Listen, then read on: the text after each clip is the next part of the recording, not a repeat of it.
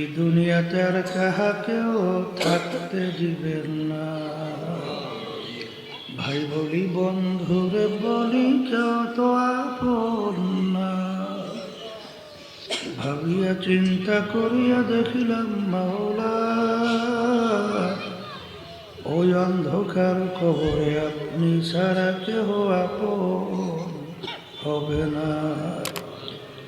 ربنا آتنا في الدنيا حسنة وفي الآخرة حسنة وقنا عذاب النار رب ارحمهما كما ربياني صغيرا سبحان ربك رب العزة عما يصفون وسلام على المرسلين আলহামদুলিল্লাহ রাব্বিল আলামিন। আলহামদুলিল্লাহ, মাদ্রাসা থেকে 5 জন ছেলে হাফেজ হয়েছে, ওদেরকে পাগড়ি দেওয়া হইতেছে। আলহামদুলিল্লাহ, এই পাশে আও মাদ্রাসাতুল কুরআন কারিম মাদ্রাসা 5 জন হাফেজ ছাত্রকে নাম কা মাধ্যমে পাগড়ি প্রদান করা হচ্ছে। প্রথমে মোহাম্মদ তাজিমুল ইসলাম, পিতা জিয়াউর রহমান, এই পাশে আস একবার। তাজিমুল ইসলাম, পিতা জিয়াউর রহমান, পরিষদ সাকিব হোসেন, পিতা মাসুম হাওলাদার, আয়রন জয়কুল। আলহামদুলিল্লাহ, যাও। এরপরে মোহাম্মদ সিফাতুল্লাহ, আর এই পাশে পড়া যাও, জিয়াউর রহমান, আইতে দাও। মাওলানা মামুনুর রশিদ, আলহামদুলিল্লাহ, জয়কুল। আরেকটা মোহাম্মদ জুনায়েদ খান, আসো। পিতা হাবিবুর রহমান খান, আলহামদুলিল্লাহ, দুমজুরি। আলহামদুলিল্লাহ, দাও। মোহাম্মদ সিয়াম হোসেন, পিতা উজ্জ্বল হাওলাদার, আয়রন জয়কুল। আল্লাহ রাব্বুল আলামিন অত্র প্রতিষ্ঠানকে কবুল করুন, সবাই দোয়া করুন। আসসালামু আলাইকুম। যারা বাইরে দাঁড়িয়ে আছেন, বিনয়ের সাথে বলুন, ভাই সকলে ভিতরে বসে যান। হুজুরের বয়ানের সময় কেউ এখানে দাঁড়িয়ে থাকবেন না, দয়া করে সকলে পিছনে বসে যান। আল্লাহ রাব্বুল আলামিন এদেরকে হাফেজে বা আমুল হিসেবে কবুল করুন। আলহামদুলিল্লাহ আলহামদুলিল্লাহ নাহমাদুহু ওয়া নাস্তাঈনুহু ওয়া নাস্তাগফিরুহু ওয়া নু'মিনু বিহি ওয়া নাতাওয়াক্কালু আলাইহি ওয়া নাউযু বিল্লাহি মিন শুরুরি আনফুসিনা من يهده الله فلا مضل له ومن يضلله فلا هادي له ونشهد أن لا إله إلا الله وحده لا شريك له ونشهد أن محمدا عبده ورسوله أما بعد فأعوذ بالله من الشيطان الرجيم بسم الله الرحمن الرحيم اليوم أكملت لكم دينكم وأتممت عليكم نعمتي ورضيت لكم الإسلام دينا صدق الله العلي العظيم সবাই দুরূদ শরীফ পড়ি। আল্লাহুম্মা সাল্লি ওয়া হাবিবনা ওয়া মাওলানা মুহাম্মদ সাল্লাল্লাহু আলাইহি ওয়া আলা আলিহি ওয়া আসহাবিহি ওয়া বারাকা ওয়া সাল্লাম। আল্লাহুম্মা সাল্লি আলা সাইয়্যিদিনা ওয়া নাবিয়িনা শাফি'িনা ওয়া হাবিবনা ওয়া মাওলানা মুহাম্মদ صلى الله عليه وعلى آله وأصحابه وبارك وسلم. اللهم صل على سيدنا ونبينا شفيعنا وحبيبنا ومولانا محمد صلى الله عليه وعلى آله وأصحابه وبارك وسلم. শুকরিয়া আদায় করতেছি মহান রব্বুল আলামিনের দরবারে। জোরে কেউ শব্দ করে কথা বললেন না, কাজ ইশারার মাধ্যমে করে। দুনিয়ার সমস্ত কাজ থেকে বিরত রেখে ওলামায়ে কেরামদের মজলিস, জাকিরিন, শাকিরিন, সাজিদিন, অনেক আল্লাহর খাস বান্দারা এই মজলিসের মধ্যে আছে, যাদের সঙ্গে আমাদের জীবনের একটা সময় আল্লাহ রাব্বুল আলামিন কাটাবার সুযোগ করে দিয়েছেন। শুকরিয়া তান বলি আলহামদুলিল্লাহ। অনেক লোকের কানে মাহফিলের দাওয়াত পৌঁছার পরেও অনেকের সুযোগ থাকা সত্ত্বেও আসে নাই। আবার তালাশ করলে দেখবেন বহুত দূর থেকে কষ্ট স্বীকার করে আমার অনেক ভাইরা মাহফিলে পাগলের মতো সুইটে চলে আসে। মাং যাত্রা অজাদা, যে যে জিনিস পাওয়ার জন্য চেষ্টা করে ওই জিনিসে পাইয়াও যায়। দাদাজান আব্বাজান চরমনের জমিনে ঘুমায় আস। আমার আব্বাজান বলতেন, দিনই মাহফিলে প্রথম থেকে শেষ পর্যন্ত থাইকা বাড়ি বিদায় হয়ে চলে গেলে আমল নামার মধ্যে কম পক্ষে হলেও 50 লক্ষ নেকি এর কম জমা হতেই পারে না। নিয়ত যাদের সহি, আল্লাহকে রাজি খুশির উদ্দেশ্যে যারা আসছেন, আল্লাহ রাব্বুল আলামিন তাদের আমল নামার মধ্যে লক্ষ লক্ষ নেকিও দান করবে। এত নেকি পাওয়া যাবে জানার পরেও আশেপাশে রাস্তাঘাটে, দোকানে, বাজারে, ঘরে অনেক আমার ভাইরা দুনিয়ার বিভিন্ন গল্পের মধ্যে লিপ্ত। কেউ টেলিভিশন সাইরা ড্যান্স গানে লিপ্ত, কেউ বিভিন্ন হারাম কাজে, টাসের আড্ডায়, জুয়ার আড্ডায়, মদের আড্ডায়। সুযোগ ছিল, ইচ্ছা করে মাহফিলে আসতে পারত, না আসার কারণ হিসেবে আমার আব্বাজান রহমতুল্লাহি আলাইহি বলতেন, বুঝের অভাব। কিসের অভাব? আর এই বুঝের জন্যই মাহফিলের ব্যবস্থা। আল্লাহ রাব্বুল আলামিনের কাছে দোয়া করে, রব্বুল আলামিন আপনি আমাদেরকে দ্বীনের সহি বুঝদান করেন। হাদিসের মধ্যে আসছে, আল্লাহ রাসূল সাল্লাল্লাহু আলাইহি ওয়াসাল্লাম বলছেন, মা ইউরিদিল্লাহু বিহি খায়রান ইউফাক্কিহু ফিদ্দীন। আল্লাহ যাকে ভালোবাসেন, ইচ্ছা করে, তাকে দ্বীনের সহি বুঝদান করে।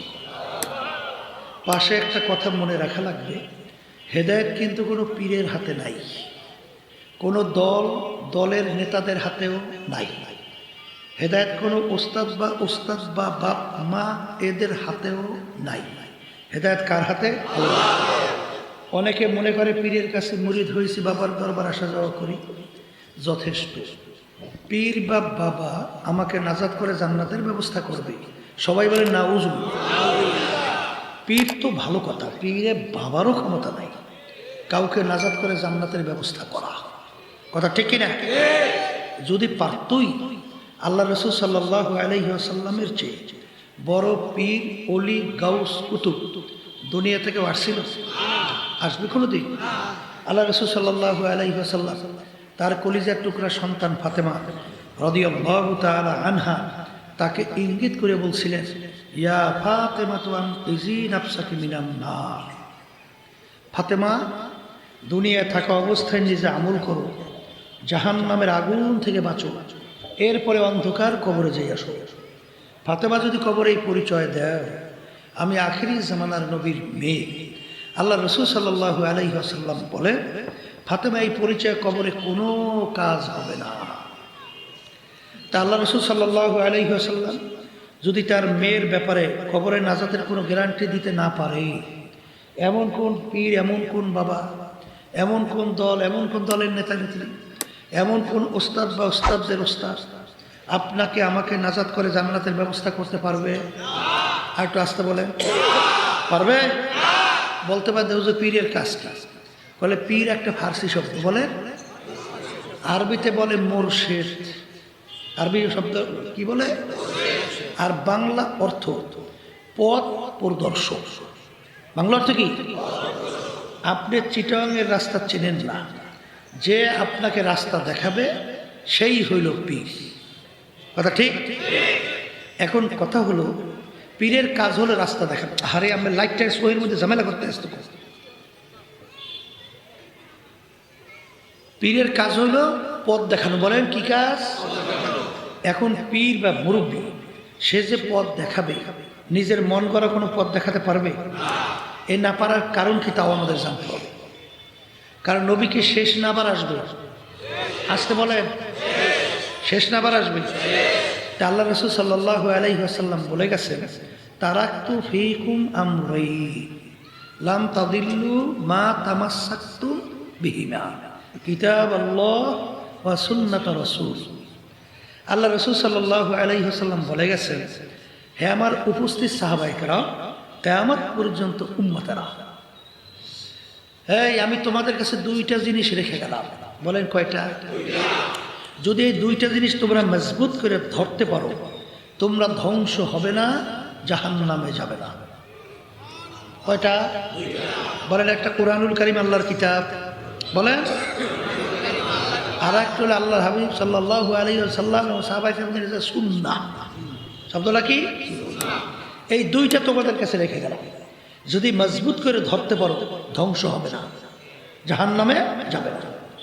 তাহলে পীরের বা মুরব্বির কাজ হলো কোরআন এবং হাদিস অনুযায়ী পথ দেখানো। কথা ঠিক? ওই পথে চলা বা না চলার দায়িত্ব আপনার এবং আমার। আর মানজিলে মাকসুদে পৌঁছাবার মালিক হলো আল্লাহ। বলেন কে? তাহলে বলছেন মুরব্বির পীরের দায়িত্ব কি? বলেন কোরআন এবং হাদিস অনুযায়ী পথ দেখানো।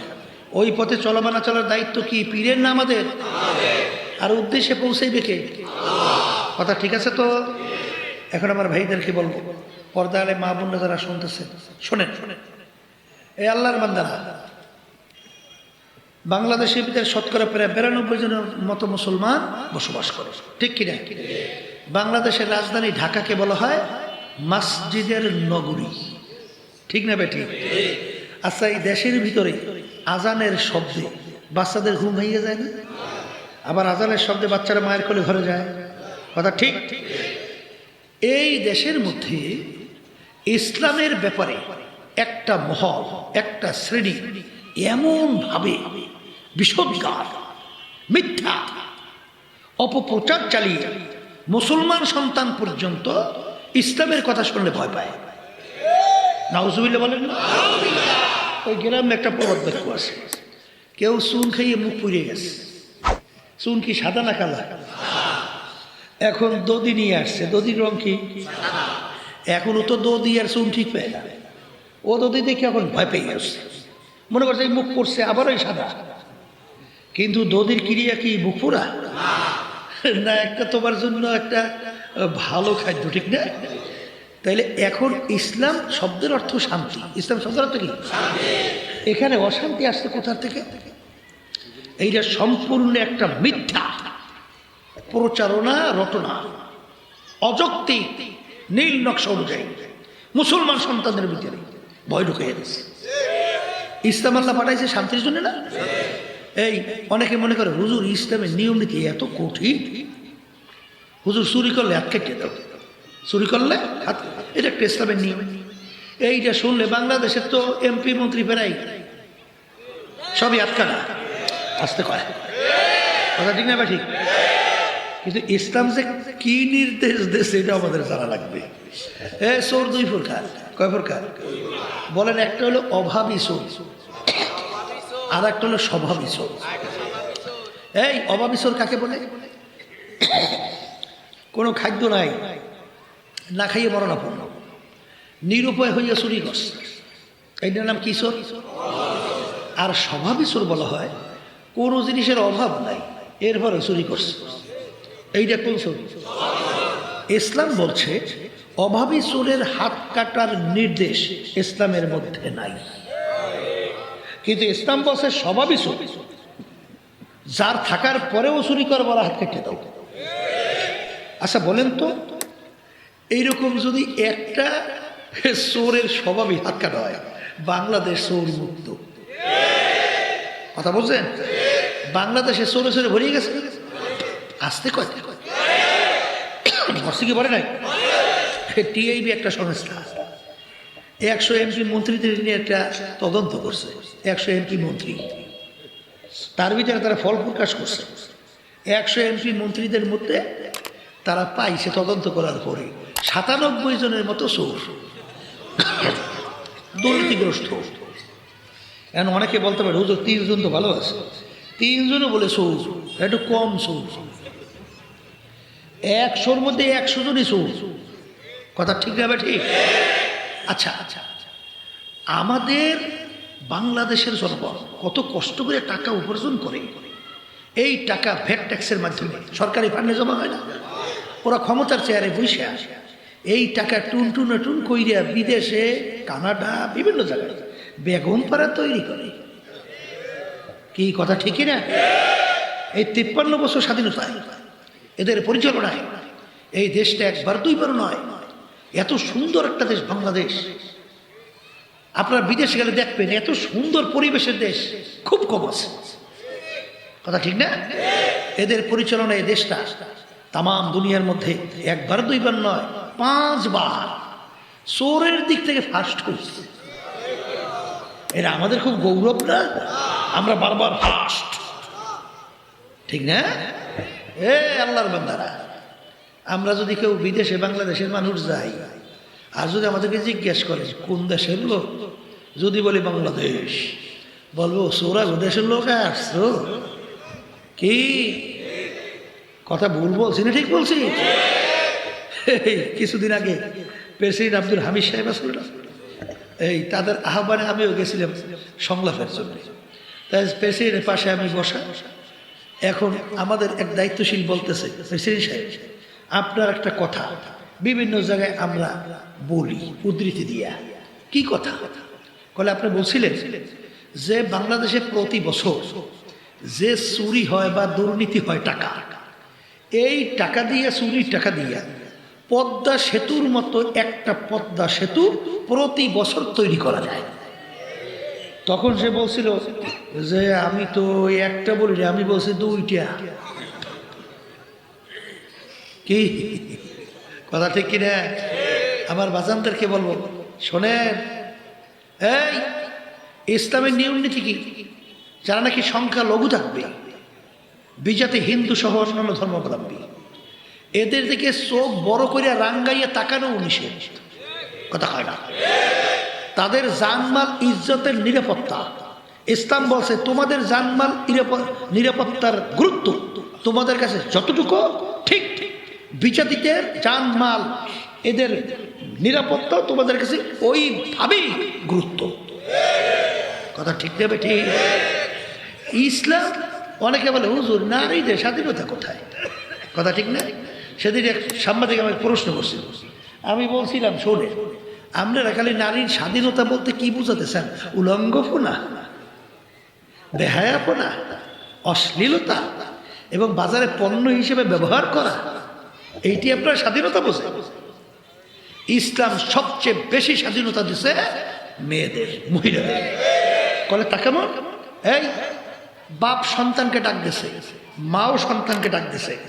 এখন ইসলাম বলতেছে কার ডাকে আগে সাড়া দেবে? আসতে কর, আগে মায়ের ডাকে সাড়া দিতে হবে। কথা ঠিক না? ঠিক।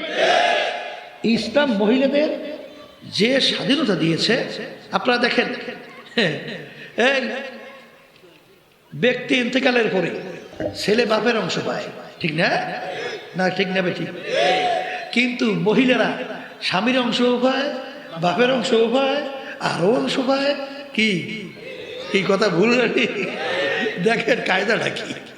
এবার ইসলামের ব্যাপারে আপনারা দেখবেন যে মহিলাদের ব্যাপারে যে স্বাধীনতা, নিশ্চয়তা, গ্যারান্টি অন্য কোনো নীতি আদর্শের মাধ্যমে আছে?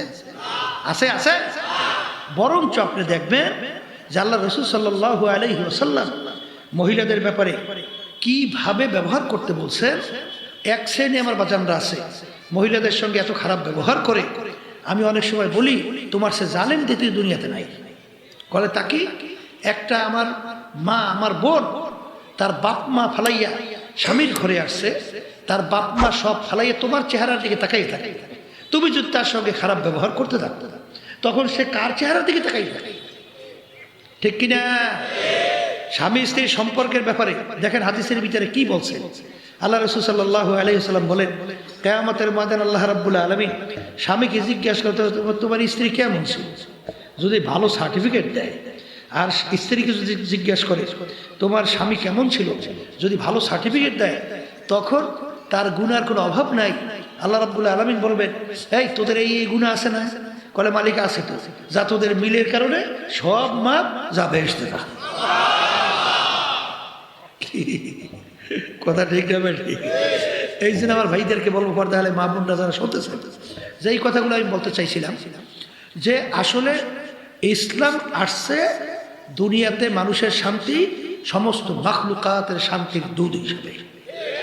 কথা বলেন না কেন? অনার্থক একটা গাছের পাতা ছেঁড়া পর্যন্ত ইসলামে নিষেধ।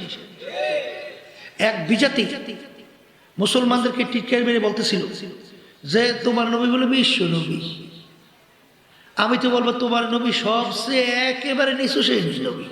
নাউজুবিল্লাহ। বলে কিভাবে? কলে যে লোক নিচু শ্রেণীর হয় সে আলাপ আলোচনাগুলোও তো নিচু নিচু শ্রেণীর জিনিস নিয়েই করে, কথা কয় না। কলে তোমাদের নবী পায়খানার প্রস্রাবে কিভাবে যাইতে হয়, এইবার কি খায় দেয়, কি করতে হয়, এইও আলোচনা করে। এইটা একটা আলোচনার জিনিস। তখন বলছে ওরে খবিস, আমার নবী যে বিশ্ব নবী, এইটাই তো বাস্তব কথা। বলে তা কেমন? কলে যে ছোট থেকে ছোট আর রাষ্ট্রীয় পর্যায়ে আন্তর্জাতিক পর্যায়ে সব জায়গায় কিভাবে মানুষ চলতে হবে একটা সিদ্ধান্ত দেয়, সেই হলো বিশ্ব নবী। রাষ্ট্র কিভাবে পরিচালনা করতে হবে এটাও আমার নবী একটা দিক নির্দেশনা দিচ্ছে, কি দেয় নাই? ব্যক্তি থেকে শুরু করে সর্বত্র একটা দিক নির্দেশনা আসে না নাই? একজন আমার ভাইদেরকে বলবো, ইসলাম সম্পর্কে আমাদের বুঝতে হবে এবং ইসলামের সাথে আমাদের জড়ায়ে থাকতে হবে। দুনিয়াতেও শান্তি, আখেরাতেও মুক্তি। কথা কয় না? না ভুল বলছি? হ্যাঁ, এই জন্য আমি যে কথা বলতে চাইছিলাম, মনে করছিলাম আমরা হুজুরের কিছু বুঝের জন্য মাহবিল বলছিলাম না, এই বুঝের জন্য মাহবিল হিসেবে বলতেছিলাম। বুঝ এমন একটা জিনিস, ওমর ফারুক রাদিয়াল্লাহু তাআলা আনহু তিনি প্রথম অবস্থায় কাফেরদের অন্তর্ভুক্ত ছিল না? কাফেরদের মিটিং হয়েছিল, আল্লাহ রাসূল সাল্লাল্লাহু আলাইহি ওয়াসাল্লামের মাথা মোবারক কে কাইটে নিয়ে আসতে পারবে, বিনিময়ে তাকে 100টা লাল উট পুরস্কার দেওয়া হবে। কেউ সাহস পায় না। নাউজুবিল্লাহ। ওমর ফারুক রাদিয়াল্লাহু তাআলা আনহু খাপ থেকে তরবারি বের করে দাঁড়ায় গেছিল, আমি পারবো। লোকেরা দেখলো কাফের দল, যে ব্যক্তি দাঁড় হয়েছে পারবেও। কাফেররা অপেক্ষা করতেছে, আল্লাহ রাসূল সাল্লাল্লাহু আলাইহি ওয়াসাল্লাম মাথা মোবারক কাইটে নিয়ে আসবে। পথের মধ্যে কি ঘটনা হয়েছে আমরা অনেকেই জানি। অল্প সময়ের ব্যবধানে আল্লাহ রাব্বুল আলামিন এমন বুঝ তাকে দান করছিল, ওই তরবারি নিয়ে সর্বপ্রথম আল্লাহ রাসূল সাল্লাল্লাহু আলাইহি ওয়াসাল্লাম সহ রাজপথে ইসলামের পক্ষে নারায়ে তাকবীর, আল্লাহু আকবার স্লোগান দিয়ে নামছে। কথা ঠিক না বেঠি? এই বুঝটা কি বাহ্যিক না ভিতরগত? আসতে বলে বলে হুজুর তা কেমন? একটু আগে যখন আল্লাহর হাবিবকে কতল করার জন্য রওনা করছিল, তখন ওমর ফারুক রাদিয়াল্লাহু তাআলা আনহু তার চক্ষু ছিল 2টা, আর এখন মুসলমানদের পক্ষে যখন নামছে বুঝ পরিবর্তনের পরে এখন চক্ষু 4টার 2টাই আছে। 4টে হয়েছে না? হাত আগে 2টা ছিল, এখন কি 4টার 2টাই আছে। পায়ের দিক থেকে অন্য অঙ্গ প্রত্যঙ্গ, তাহলে কি পরিবর্তন হইল? বলে একটা জায়গায় পরিবর্তন হয়েছে, ওই জায়গাটার নামই হলো কলব। যারা বলে এই জায়গার নাম কি? কলব যখন ভালো হয় তখন ওই মানুষটা অনার্থক একটা পিঁপড়া পর্যন্ত মারে না, কথা কয় না। আর কলব যখন খারাপ হয় তখন আশরাফুল মাখলুকাত মানুষগুলোকে এই নির্দোষভাবে গুলি করে পাখির মতো হত্যা করে, রাস্তায় লুটাইতেও চিন্তা করে না, আয়নাঘর বানাইতেও চিন্তা করে না, রাস্তার ভিতরে নামলে গুম করতেও চিন্তা করে না, ঘরের ভিতরে থাকলে খুন করতেও চিন্তা করে না, হাজার হাজার লক্ষ লক্ষ পরিবারকে ধ্বংস করিয়ে দেওয়ার জন্য জেলের ভিতরে আটকেই রেখা সংসার ধ্বংস করতেও চিন্তা করে না। বলে কথা ঠিক না বেটে? কলব খারাপ হওয়ার কারণে। কি খারাপ হওয়ার কারণে? আসতে বলেন কি খারাপ? এই জন্য আমার বাচ্চাদেরকে বলবো, পর্দা আলে মা বোনরা তারা শুনতেছে, এই কলব ভালো কইরেই দুনিয়া থেকে বিদায় নিয়ে কবরে যাওয়া লাগবে। আর ওই কলবের উপরে ভিত্তি কইরেই মানুষের সম্মান বাড়ে কমে, ঠিক না? কারণ আল্লাহ রাব্বুল আলামিন কি বলছেন? এই যে ওয়ালাকাদ কাররামনা বানি আদম, আমি সমস্ত সৃষ্টির সেরা হিসেবে মানুষকে সৃষ্টি করছি। এরপরে অন্য আয়াতে আল্লাহ বলেন উলাইকা কাল আনআম বাল হুম আদাল, এক শ্রেণীর মানুষ এই চতুষ্পায় জানোয়ারের মতো। এরপরে আল্লাহ বলেন তার চেয়েও খারাপ। অন্য আয়াতে আল্লাহ বলেন তার চেয়ে মানে সমস্ত মাখলুকাতের ভিতরে নিকৃষ্ট তাও হইল মানুষ। কথা ঠিক কিনা? এখন হুজুর যদি জিজ্ঞেস করি আবু জাহালের নাম শুনছেন? আবু জাহাল, আসতে পারতে শুনছেন? অর্থ কি বলেন? মূর্খের বাপ। আবু জাহাল শব্দের অর্থ কি? আচ্ছা, কোনো বাপ তার সন্তানের নাম মূর্খের বাপ রাখে? হ্যাঁ, তাহলে আবু জাহাল নাম আলী কোথার থেকে? বলে আল্লাহ এবং আল্লাহ রাসূল ওর উপাধি দিতেছে মূর্খের বাপ। কথা ঠিক কিনা? আচ্ছা, আবু জাহাল এবং আল্লাহ রাসূল সাল্লাল্লাহু আলাইহি ওয়াসাল্লামকে দেখতে চোখের দিক থেকে পার্থক্য কি? আসতে কয় আল্লাহর হাবিবের চক্ষু কয়টা? আবু জাহেলের চক্ষু? আল্লাহর হাবিবের হাত মুবারক? আবু জাহেলিয়া? আল্লাহর হাবিবের পা মুবারক? আবু জাহাল? অঙ্গ প্রত্যঙ্গ কি পার্থক্য? কিন্তু আবু জাহালের নাম শুনলে আমাদের জবান থেকে কি হয়? লানাতুল্লাহি আলাইহি, আল্লাহর গজব পড়ছে আরো ভালো, ঠিক? আর আল্লাহ রাসূল সাল্লাল্লাহু আলাইহি ওয়াসাল্লামের নাম শুনলে সাল্লাল্লাহু আলাইহি ওয়াসাল্লাম দুরূদ শরীফ পড়া পড়ে। এই অঙ্গ প্রত্যঙ্গ থেকে মানুষের সুরাত সিরাতে পার্থক্য নাই। কোন পার্থক্যের কারণে? একজনের নাম শুনলে দুরূদ শরীফ না পড়লে গুনাহ হয়, আর একজনের নাম শুনলে ঘৃণিত শব্দ বের হয়। কি কোনো অঙ্গ প্রত্যঙ্গে পার্থক্য? সমাজের ভিতরে এক শ্রেণী মানুষ, ওর আচরণ এত খারাপ, মানুষ এক পর্যায়ে মন্তব্য করে লোকটার চরিত্র কুত্তার চেয়েও খারাপ। না ভুল বলছি? আছে না নাই? আবার এক শ্রেণী মানুষ, ওর আচরণ ব্যবহার এত ভালো, মানুষ মন্তব্য করে লোকটার চরিত্র ফেরেশতার মতো। এখন যাকে বলছে কুত্তার চেয়ে খারাপ, যাকে বলছে ফেরেশতার মতো, কি অঙ্গ প্রত্যঙ্গে পার্থক্য কি? হ্যাঁ, তাহলে এক জায়গায় পার্থক্য নাই? আসতে বলে কোন জায়গায় পার্থক্য? আবার বলে আল্লাহ রাব্বুল আলামিন তার রাসূলকে দুনিয়াতে পাঠাইছে, পাঠানোর কতগুলো কারণ নাই? না নাই? ইয়াতলু আলাইহিম আয়াতিহি ওয়া ইউযাক্কিহিম, কথা কয় না? ওয়া ইউযাক্কিহিম ওয়া ইউআল্লিমুহুমুল কিতাবা ওয়াল হিকমা। আল্লাহ রাব্বুল আলামিন তার রাসূলকে দুনিয়াতে পাঠাইছেন, এর ভিতরে একটা কারণ হলো যে তার উম্মতদের ওই যে কলব নামক আত্মা, ওইটা শুদ্ধি করবে, ওইটাকে ভালো করবে, ওইটাকে খারাপ থেকে পরিবর্তন কইরা ভালো কলবে পরিণত করাইবে। ওয়ুযাক্কিহিম, কথা ঠিক না বেঠিক? বেহেশতে যাওয়ার আশায়, জাহান্নাম থেকে বাঁচার আশায় আমরা মাহফিলে পাগলের মধ্যে উড়ে আসছি না? আসতে বলে হ্যাঁ, বেহেশতে যাইবে, শর্ত আছে না? আসতে কয়। আল্লাহ রাব্বুল আলামিন বলতেছেন বেহেশতে যাইতে হইলে ইল্লা মান আতাল্লাহ বিকলবিন সালিম, পরিষ্কার পরিচ্ছন্ন সুস্থ কলব ছাড়া আমার পবিত্র জায়গা বেহেশতের মধ্যে হবে না। কে বলছেন? আবার একটু জোরে বলে। এই আল্লাহর বান্দারা, আর একটু উদাহরণ দিলে বলবে, বুঝবে। বেলাল হাবশী রাদিয়াল্লাহু তাআলার নাম শুনছেন? হ্যাঁ, আচ্ছা, তার আব্বা কি? গোলাম, তিনিও গোলাম। আচ্ছা, গোলামের ছেলে গোলাম, সামাজিকভাবে তার মূল্য কি? কোনো মূল্য আছে? আচ্ছা, বংশের দিক থেকে হাফস বংশের লোক, একেবারে নিচু বংশ, কথা ঠিক? সামাজিকভাবে নিচু বংশের, ছোট বংশের তেমন কোনো গুরুত্বপূর্ণ অবস্থান আছে? তাও নাই। চেহারার দিক থেকে কালো, কালো লোক দেখছেন না? কালো লোক দেখছেন তো? তাইলে চেহারার দিক থেকে কি কালো, সৌন্দর্য নাই, বংশ নাই। ওদিকে এবার গোলামের ছেলেও গোলাম, পয়সার দিক থেকে একেবারে নিচ্ছ, কথা ভালো করে বোঝেন। শিক্ষার দিক থেকে একেবারে বকালা। মানুষ দুনিয়াতে চলতে হইলে একটা গুণ তার আছে, আসতে কয় নাই শিক্ষা, নাই চেহারা, নাই বংশ, এই নাই পয়সা, নাই কোন দিক। কিন্তু আল্লাহ এবং আল্লাহর রাসূলের কাছে তার সম্মান আসতে কয় দিন। হ্যাঁ, আল্লাহ রাসূল সাল্লাল্লাহু আলাইহি ওয়াসাল্লাম সামনে মেরাজে গেছিলেন, বেহেশতের ভিতরে খরমের আওয়াজ পাওয়া যায়।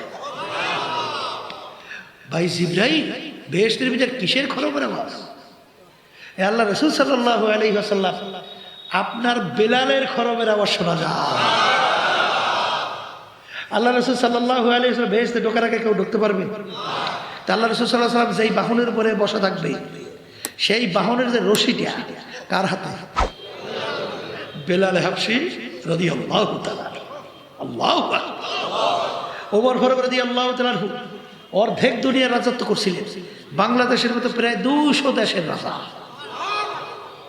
যখন তাদের মজলিসের মধ্যে বেলাল হাবশী রাদিয়াল্লাহু তাআলা অনেক সময় ঢুকতেন, তখন তিনি সম্মানসূচক শব্দ ব্যবহার করতেন, সাইয়েদানা বেলাল, আমাদের সর্দার বেলাল আসছে।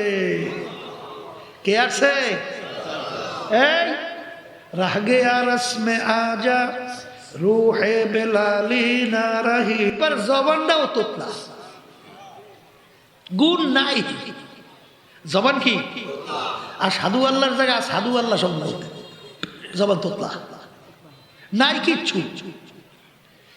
একদিন সাহাবায়ে কেরাম বলতেছেন, আল্লাহ রাসূল সাল্লাল্লাহু আলাইহি ওয়াসাল্লাম, যেই মসজিদের ইমাম আপনি, সেই মসজিদের একজন উচ্চ বংশে সুশিক্ষিত সুন্দর বাহানের একজন মুয়াজ্জিন নিযুক্ত হওয়া দরকার। আল্লাহ নবী সাল্লাল্লাহু আলাইহি ওয়াসাল্লামের মন চায় না, কিন্তু সাহাবায়ে কেরাম সিদ্ধান্ত নিয়েছে, এশার নামাজের পরে আল্লাহ রাসূল সাল্লাল্লাহু আলাইহি ওয়াসাল্লাম বেলাল হাবশী রাদিয়াল্লাহু তাআলা আনহুকে ডাক দিয়ে বলে, বেলাল রে, আগামী দিন ফজরের আজান আর তুমি দিবা না, নতুন মুয়াজ্জিন আজান দিবে।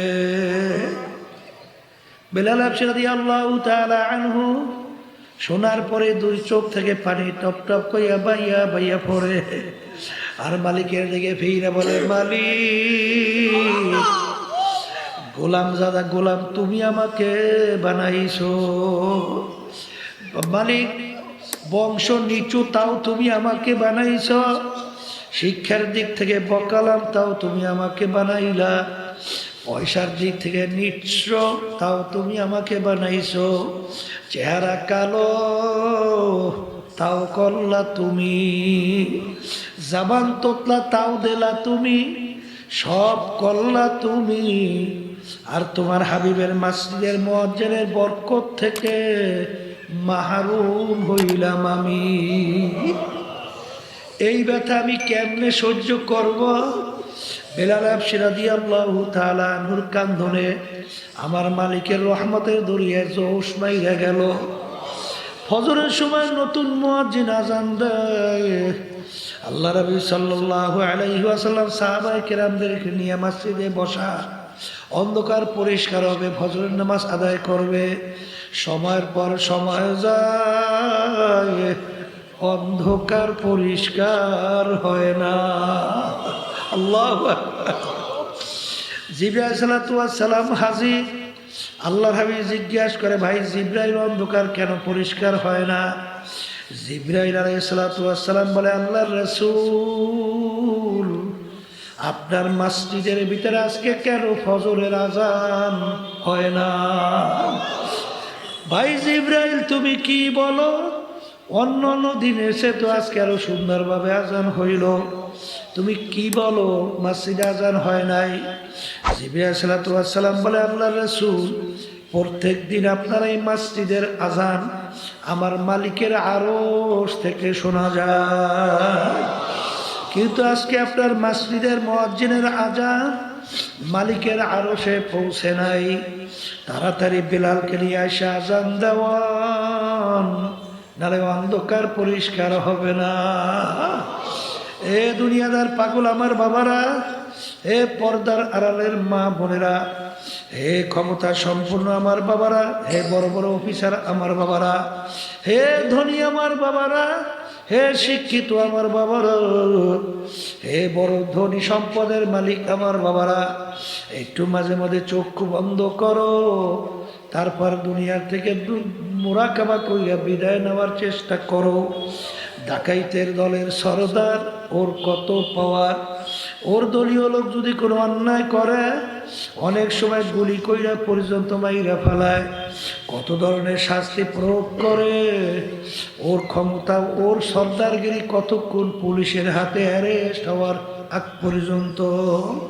যখন পুলিশের হাতে অ্যারেস্ট হইয়া যায়, যখন ওকে ধইরা লাথি মারে, বুট দিয়া পাড়ায়, কখন তো কোথায় যায় ওর ছারগিরি,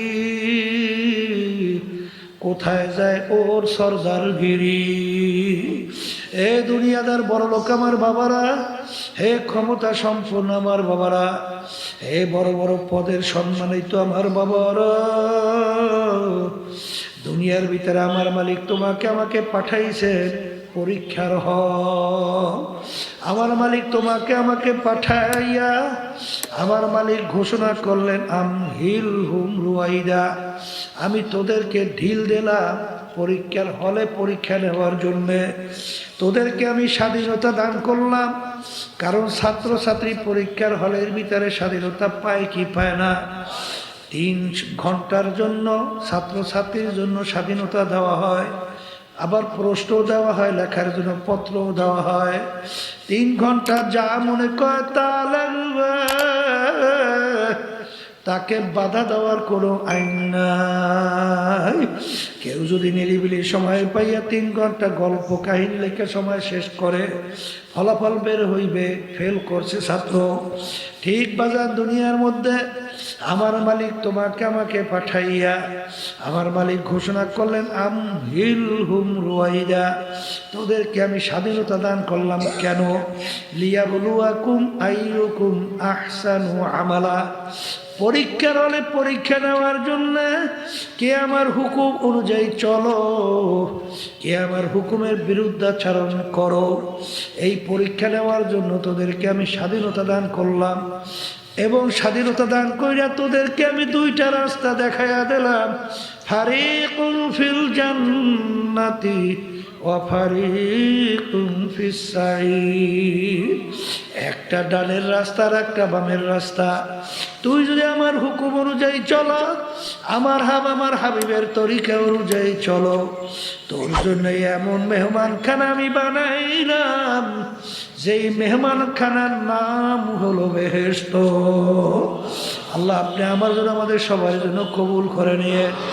আল্লাহ রসুল বলেন আমার মালিক বেহেশত এমনভাবে সাজাইছেন, যেই বেহেশত এত সুন্দর কেউ কোনোদিন চোখে দেখে নাই, তার চেয়েও সুন্দর।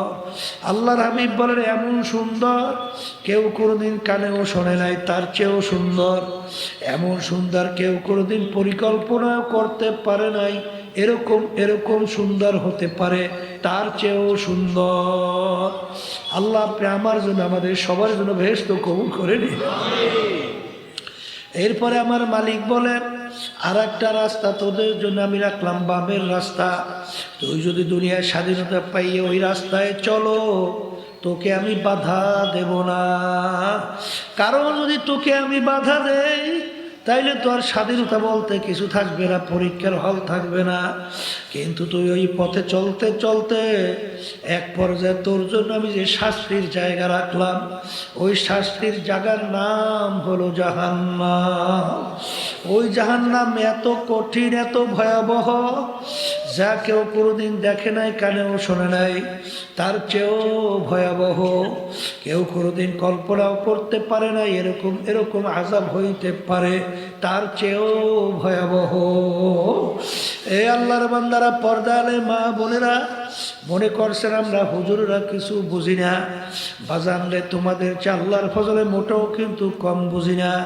বুঝা শূন্যায় কিন্তু দাঁড়িয়ে রাখছি, বুঝা শূন্যায় টুপি মাথায় রাখছি, বুঝা শূন্যায় লম্বা জামা গায়ের ভিতরে লাগাইছি, বুঝা শূন্যায় শীতের ভিতরে ফজরের সময় যখন মুয়াজ্জিন আল্লাহর পক্ষ থেকে দাওয়াত দেয়, আসসালাতু খায়রুম মিনান নাওম, ঘুম হইতে নামাজ ভালো। বাজার ল্যাপ কম্বল ফালাইয়া অনেক সময় ঠান্ডা পানির মধ্যে উযু কইরা পাগলের মতো আল্লাহর হুকুম পালন করে জোরে মসজিদে দৌড়ায়। বাজার রে, কারণ ভালো করে চিন্তা ভাবনা কইরা দেখছি কোরআনুল কারীম কিন্তু সত্য। আজ থেকে প্রায় 1500 বছর আগে নাজেল হয়েছিল। আল্লাহ আল্লাহ, এ আল্লাহর বান্দারা, কবরের যাত্রীরা, এ পর্দার আড়ালের মা বোনেরা, কোরআনুল কারীম নাজেল হলো প্রায় 1500 বছর হয়ে গেল। বাজার যেই যুগের ভিতরে কোরআনুল কারীম নাজেল হলো, ইতিহাসের ভাষায় যুগটাকে বলা হয় অসভ্যের যুগ, অন্ধকারের যুগ। যেই যুগের ভিতরে কোনো টেলিফোন ছিল না, কোনো মোবাইল ছিল না, কোনো ফ্যাক্স ছিল না, কোনো ইন্টারনেট ছিল না, বাজার কোনো স্যাটেলাইট ছিল না, যোগাযোগের কোনো উন্নত মানের ব্যবস্থাও ছিল না। বাজান সেই কোরআনুল কারীম নাযিল হলো কার উপরে? আল্লাহর হাবিব মুহাম্মদুর রাসূলুল্লাহ সাল্লাল্লাহু আলাইহি ওয়াসাল্লাম তার উপরে। তার ইতিহাস পড়লে দেখবে মায়ের পেটে থাকা অবস্থায় তার আব্বাকে আল্লাহ রাব্বুল আলামিন দুনিয়া থেকে নিয়ে গেল। দুনিয়াতে আসার পরে বছর 6 বয়স আল্লাহ রাব্বুল আলামিন তার আম্মাকেও দুনিয়ার থেকে নিয়ে গেল। 6 বছরের বাচ্চা, বাপ হারা, মা হারা। দুনিয়ার কোনো শিক্ষকের কাছে আল্লাহর হাবিব পড়ার কোনো সুযোগ পায় নাই। এর অর্থ কি? আল্লাহ কোনো সুযোগ দেয় নাই।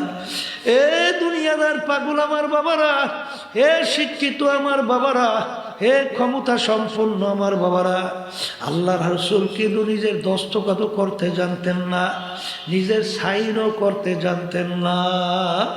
আল্লাহর হাবিব প্রমাণ কিভাবে রাখতেন? তার আঙ্গুল মোবারকের ভিতরে আংটি মোবারক ছিল, আংটি মোবারক দিয়ে তিনি সিল মারতেন। কারণ তিনি যদি শিক্ষিত হতো, নাস্তিকের দলেরা বলার সুযোগ পেত লোকটা খুব বড় মাপের শিক্ষিত ছিল, খুব মেধাবী ছিল, জাহিনী ছিল, খুব পণ্ডিত মানুষ ছিল, কোরআনুল কারীম নিজে লেখা লইছে, এইটা যেন বলতে না পারে। এই জন্য আমার মালিক তাকে কোনো শিক্ষায় শিক্ষিত হওয়ার সুযোগও দেয় নাই। বাজান যারা কবরে যাবেন চিন্তা কইরা দেখেন, বাজান আল্লাহর হাবিবের উপরে ছোট চটি বই না 30 পারা কোরআনুল কারীম নাযিল হলো। যেই কোরআনুল কারীমের শুরুতে আমার মাওলা চ্যালেঞ্জ হিসেবে বললেন, যালিকাল কিতাব লা রাইবা ফীহ, এই যে কিতাব দেখে এর ভিতরে কোনো ভুল সন্দেহ বলতে কিছু নাই। আমি আমার বাজানদেরকে বলবো, আরবের কাফেররা আরবি ভাষী ছিল, তারা কিন্তু কোরআনুল কারীম বসত, তারাও কিন্তু ভুল বের করতে পারে নাই। এই 1400 1450 বছরের মধ্যে ইসলামের শত্রু দুনিয়ার থেকে কোটি কোটি গেল, বর্তমানে অভাব নাই, তারাও কিন্তু ভুল বের করতে পারে নাই। বরঞ্চ যারাই কোরআনুল কারীম নিয়ে রিসার্চ করে, তারাই কিন্তু কালিমা পড়িয়া মুসলমান হইয়া যায়। বাজার কিছুদিন আগেও আমেরিকার এক পণ্ডিত মহিলা সূরা নামল নিয়ে যখন রিসার্চ করলেন, করার পরে তিনি দেখেন মৌমাছি সম্পর্কে আল্লাহ রাব্বুল আলামিন কোরআনুল কারীমের ভিতরে যা যা বলছেন হুবাহু 100 ভাগ সব মিলে গেল। তখন তিনি নিজেই কালিমা পড়ে মুসলমান হয়ে গেল। কোরআনুল কারীমের ভিতরে বৈজ্ঞানিকরা রিসার্চ করে দেখে আল্লাহ রাব্বুল আলামিন কোরআনুল কারীমের ভিতরে সূর্য সম্পর্কে বলছেন, ওয়াশ-শামসু তাজরি লিমুস্তাকাররিল লাহা, সূর্য তার আপন কক্ষপথে চলমান। বৈজ্ঞানিকরা আবিষ্কার করার পরে দেখে যে কোরআনুল কারীম যেভাবে বলছে আসলে এই সূর্য কক্ষপথ চলমান। বাজা আরে কোরআনুল কারীম নিয়ে রিসার্চ কইরা দেখে আমার মালিক সমুদ্র সম্পর্কে আলোচনা করছেন কোরআনুল কারীমের মধ্যে। এ বুদ্ধিমান আমার বাবারা, শিক্ষিত আমার বাবারা, আল্লাহ রাসূল সাল্লাল্লাহু আলাইহি ওয়াসাল্লাম মরুভূমির ভিতরে জন্মগ্রহণ করলেন।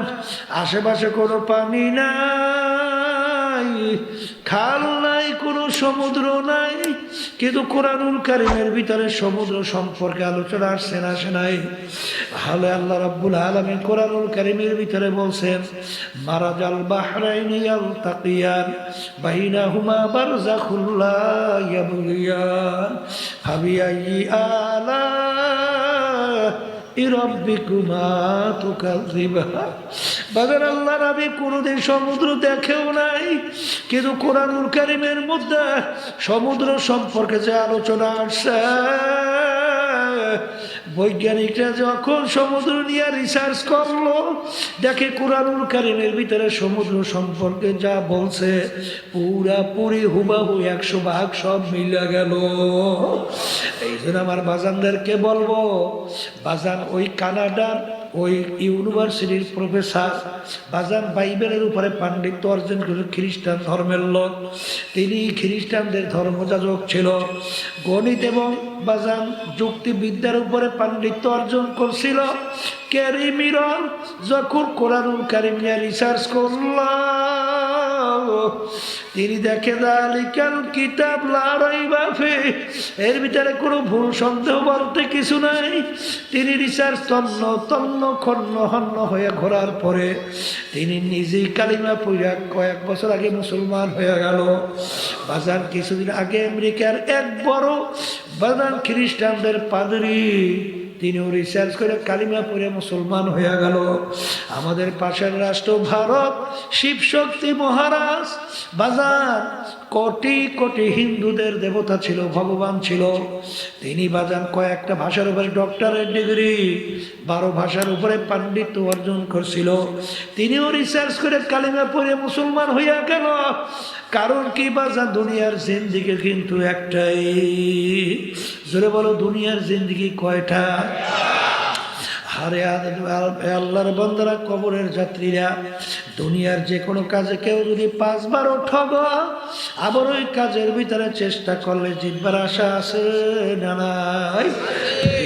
কবরের যাত্রীরা, একবার যদি কেউ খোদা না কাজটা কবরে যাইয়া ঠইগা বস, আর দ্বিতীয়বার দুনিয়াতে এসে আপিল কইরা জিতবার কিন্তু আর আশা নাই। তাম দুনিয়ার যে কোনো প্রান্তে মানুষ গেলে সেকেন্ডের মধ্যে যোগাযোগ করা যায়, কিন্তু এ আল্লাহর বান্দারা, কবরের যাত্রীরা, তোমার আমার আম্মা, তোমার আমার আব্বা, তোমার আমার আত্মীয় স্বজন আমাদের বাড়ির দরজায় ঘুমাইয়া রইল, আজ পর্যন্ত খবর দিতেও পারে নাই, নিতেও কিন্তু পারলো না। ঠিক এমন একদিন আসবে, তুমি এরকম কবরের ভিতরে যখন থাকবা, তুমিও খবর দিতে পারবে না, নিতেও কিন্তু পারবে না। দুনিয়ার জিন্দেগি কিন্তু একটাই। কিন্তু আমার বাজানদেরকে বলবো, দুনিয়ার যে কোনো কাজের একটা সময় নির্ধারণ করা থাকে, তারিখ নির্ধারণ করা থাকে, কিন্তু তোমার আমার মৌতের, মৃত্যুর কোনো নির্ধারিত সময় নাই, নিঃশ্বাসের কোনো বিশ্বাস নাই, সেকেন্ডের কোনো ভরসা নাই। কখন কোন সময় কার ডাক আসবে তোমারও জানা নাই, আমারও কিন্তু জানা নাই। এই জন্য আমার বাজানদেরকে বলবো, কোরআনুল কারীম কিন্তু সত্য, আর সেই কোরআনুল কারীম থেকে আমি প্রথম আপনাদের সামনে আয়াত শরীফ তেলাওয়াত করছিলাম, আলিয়াউমা আকমালতু লাকুম দীনাকুম ওয়া আতমামতু আলাইকুম নি'মাতি ওয়া রাদিতু লাকুমুল ইসলাম দীনা। বাজান বিদায় হজের ভাষণে জাবালে রহমতের গোড়ায় আল্লাহর হাবিব তার বাহনের উপরে দাঁড়াইয়া প্রায় 1.5 লক্ষ সাহাবায়ে কেরামদের উপস্থিতিতে এই আয়াত শরীফ তেলাওয়াত করছিলেন। হে আমার উম্মতেরা, কিয়ামত পর্যন্ত উম্মতেরা, হে আমার সাহাবারা, আজকের এই দিন ইসলাম বা দিন পরিপূর্ণ হইয়া গেল। সবাই বলে সুবহানাল্লাহ।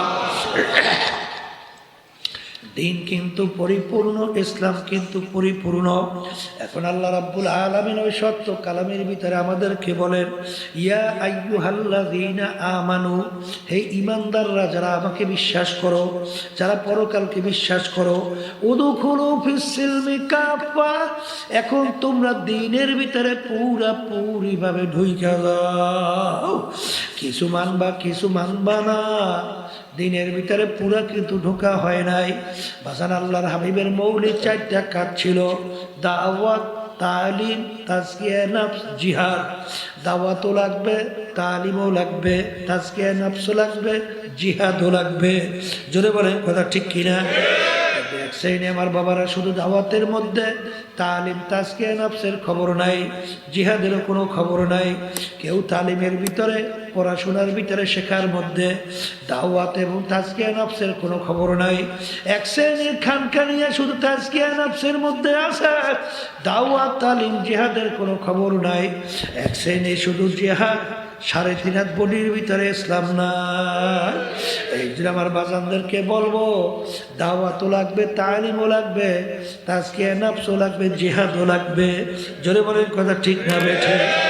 বাজান, এই জন্য আমার ভাইদেরকে বলবো, পর্দারে মা বোনদেরকে বলবো, দলাদলি ছাড়ো।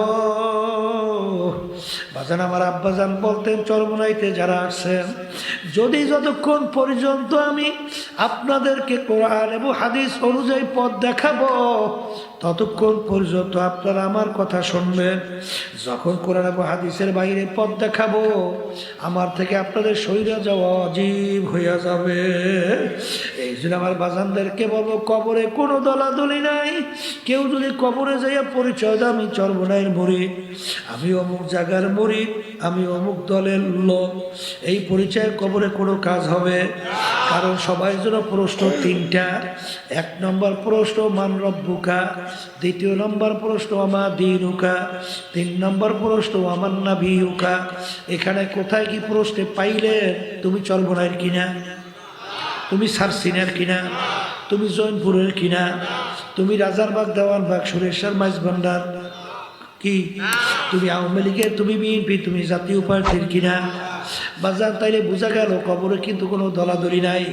এই জন্য আমার বাজানদেরকে বলবো, যখন জিজ্ঞাসা করবে মান রব্বুকা, তোমার রবকে, যারা দুনিয়ায় থাকা অবস্থায় সর্বক্ষেত্রে আল্লাহকে রব মানতে পারে নাই, রাষ্ট্র পরিচালনায় যারা নাকি মানব রচিত কুফরি তন্ত্র মন্ত্র মাইনা বাজান ওইটা প্রতিষ্ঠিত করতে চায়, তারা কি আল্লাহকে রব হিসেবে মানছে?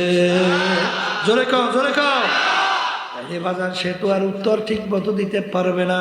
সে বলবে হা হালা আদেরি, আমি তো জানি না।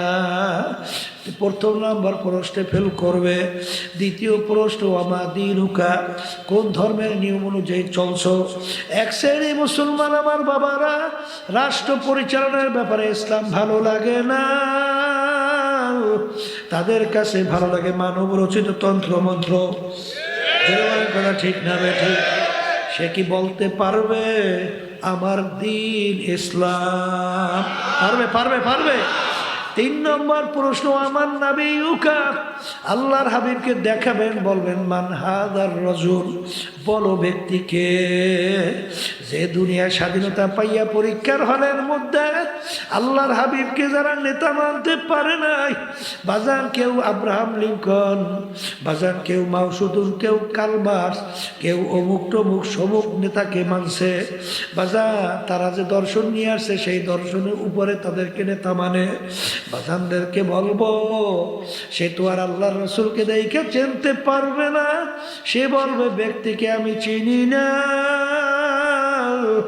তিন নম্বর প্রশ্ন যখন ফেল করবে, আল্লাহ রাব্বুল আলামিন বলবে ফেরেশতারা বড় শখ করে বন্দাবান্দিকে বানাইছে, ওরা প্রশ্নের উত্তর ঠিক মতো দিতে পারে না, ওদের কবরে কবর থাকবে না, জাহান্নামের সঙ্গে ওদের কবর সম্পর্ক কইরে দাও। আল্লাহর হাবিব বলবেন হুফরাতুম মিন হুফারিন্নার, যে কারণ আফারমানের কবর জাহান্নামের একটা আগুনের গর্ত হয়ে যাবে। আমি বলি না, আল্লাহ রসুল বলছে এ মুসলমান না মানলে তো ঈমান থাকবে না। আল্লাহ আপনি আমাকে আমাদের সবাইকে মাফ কইরা দিও। আর যারা ঠিকঠাক মতো উত্তর দিবে আল্লাহ রাব্বুল আলামিন বলেন ফেরেশতারা ঠিকঠাক মতো আমার বান্দাবান্দি উত্তর দিয়েছে, ওদের খবর এরকম থাকবে না, বেহেশতের বাগান বানাইয়া দাও, বেহেশতের পোশাক পরাইয়া দাও। আল্লাহ আপনি আমার জন্য আমাদের সবার জন্য কবুল করে নিয়ে। আমার বাজানদেরকে বলবো এরপর যদি না বোঝো, মাঝে মাঝে কত ঘটনা আমার মাওলা বাংলাদেশেও দেখায়। বাজার কুড়িগ্রাম আমি কিছুদিন আগেও গেছিলাম, সেখানে চরমনের একজন মুজাহিদ ছিল, অনেকে ঘুঘু মুন্সি কইয়া ডাকতো, আসলে তার নাম ছিল বশির উদ্দিন মুন্সি। তিনি দুনিয়ার থেকে বিদায় নিয়ে কবরে যাওয়ার পরে 32 বছর পরে নদীর ভাঙ্গলে যখন তার কবর ভাঙিয়া গেল, কাপড়ের কাপড় সহ 32 বছর পরে লাশ তাজা বের হইয়া আসলো, কাপড়েরও কিছু হয় না। অনেক জাতীয় পত্রিকায় ছবি সহ দিয়া দিছিল, দেখছেন না? অনেকে দেখছেন না? কে কে দেখছেন? রাত উঠেই দেখান তো, দেখেন কত মানুষ দেখছে। বাজার এখন উঠাইনি আব্বাজান রহমাতুল্লাহ আলাই তার নামের মাদ্রাসা ফজলুল উলুমের সামনে নতুনভাবে দাফন করছে। আমি কিছুদিন আগেও সেই কবরকে জিয়ারত করি আসছি। যত ঘটনা মাঝে মাঝে আমার মালিক কাপড়ের কাপড় সহ কবরে তাজা লাশ দেখায়। নেককার দিনদার পরহেজগার আল্লাহওয়ালা ছাড়া দেখা যায় না। আবার কত কবরে আগুন দেখা যায়, সাপ দেখা যায়, কত নাফরমানের চেহারা শুয়ারের চেহারা হইয়া পড়ে আছে। যত দুর্ঘটনা মাঝে মাঝে কবরে দেখা যায়। বেনমাজি হারামখোর, সুদখোর, ঘুষখোর, মিথ্যাবাজ, জুলুমবাজ সারা কিন্তু দেখা যায় না। এই জন্য বাজান ওলামায়ে কেরাম বয়ান করার পরে বলে ওমা আলাইনা ইল্লাল বালাগ, আমাদের দায়িত্ব তোমাদের কাছে পৌঁছানো। কে মানবা না জানি না, কিন্তু বাজান মনে কি বুঝাই ওরে মন, তোমার কবরে তুমি যাবা, আমার কবরে আমি যাব। তোমার কবরে প্রশ্নের উত্তর তুমি দেবা, আমার কবরে প্রশ্নের উত্তর আমি দেব। ঠিকঠাক হইয়া বুঝা তারপর কবরে যাইও। কারণ একবার যদি কেউ ঠগ আর দ্বিতীয়বার দুনিয়াতে এসে আপিল কইরা জিতবার কিন্তু আর আশা নাই। আর আমার মালিক নাফরমানদের জন্য যে জাহান্নামের আগুন তৈরি করছে, ওই এক সেকেন্ডে আযাব সহ্য করার শক্তি কিন্তু দুনিয়ার কোনো মানুষের নাই। আল্লাহুম্মা আমিন। এ ঘরের মেয়ে লোকেরা হাত উঠাও, গুনার কথা মনে করো, দুই চোখের পানি ফালাও, আমার মালিকের দরবারে কাঁদো আর মাপ চাও। যদি কান্না না আসে মনকে বুঝরে মন, একদিন এই ঘরের দরজা দিয়া নতুন বউ হইয়া উঠছিল রে মন। কত মেয়ে লোকে শরবত খাওয়াইল, কত মেয়ে লোকে বাতাস করলো। আবার এমন একটা দিন আসবে এই ঘরে দরজা দিয়া মরা লাশ হইয়া বের হবার। ছেলে কানবে মামা করে, মেয়ে কানবে মামা করে, জবাব তো আর দিবা না। আল্লাহ আপনি মাঠের দিকে চাইয়া দেখে আপনার বান্দারা কিভাবে কাঁদে।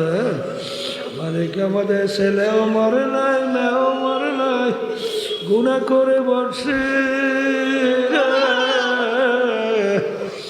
মাফ করে দেন গো মাওলা, মাফ করে দেন। আল্লাহ বান্দারা জোর করে কান্দে।